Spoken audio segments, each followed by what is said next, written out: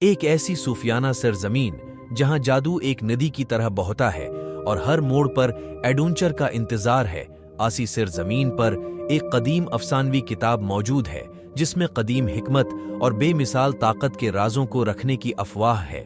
وہ دی book of spark کے نام سے مشہور ہے۔ اس ہی کتاب کی کھوج میں بہادر ہیرو نکلا جو اس کی تقدیر کو ہمیشہ کے لیے بدل دے گی۔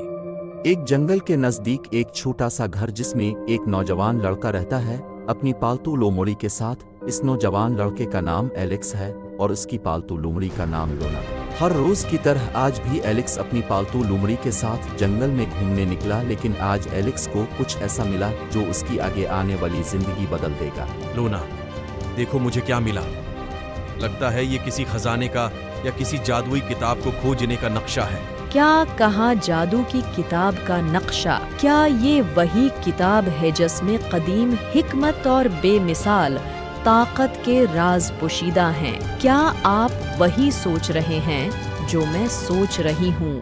ہاں، یہ اسی جادوئی کتاب کا نقشہ ہے۔ اس نقشہ میں جادوئی کتاب کے نشان دکھائی دے رہے ہیں۔ ایلکس اور لونا گھنے جنگلوں، بے وقوف پہاڑوں اور سمیٹتی ہوئی ندیوں سے گزرتے ہوئے اپنے سفر پر روانہ ہوئے۔ راستے میں انہیں مختلف چیلنجوں کا سامنا کرنا پڑتا ہے، بشمول چالاک مخالف اور جادوئی مخلوق۔ یہ حیرت انگیز ہے، میں نے کبھی ایسا کچھ نہیں دیکھا۔ رکو ذرا ایلیکس، اصل ایڈونچر ابھی شروع ہو رہا ہے۔ ایلکس اور لونا کو کئی آزمائشوں اور مصیبتوں کا سامنا کرنا پڑتا ہے، بشمول پہیلیوں کو حل کرنا، مخالفین کو پیچھے چھوڑنا اور اپنے خوف پر قابو پانا۔ چیلنجوں کے باوجود ان کا بانڈ ہر رکاوٹ کے ساتھ مضبوط ہوتا جاتا ہے جسے وہ فتح کرتے ہیں۔ ہم یہ کر سکتے ہیں لونا، ایک ساتھ ہم رک نہیں سکتے۔ یہی ہماری بہادری ہے ایلیکس، اپنے آپ پر یقین رکھیں اور کچھ بھی ممکن ہے۔ آخر کار ایلکس اور لونا چھپے ہوئے چیمبر میں پہنچ جاتے ہیں جہاں جادو کی کتاب کے ہونے کے بارے میں کہا جاتا ہے، لیکن اس سے پہلے کہ وہ اس کا دعویٰ کر سکیں انہیں حتمی چیلنج کا سامنا کرنا پڑا۔ ایک جادو مخلوق جو اس چیمبر کی حکمران ہے، اس نو جو ان کی ہمت اور حکمت کو جانچتی ہے۔ جادو کی کتاب کا علم کون ڈھونڈتا ہے؟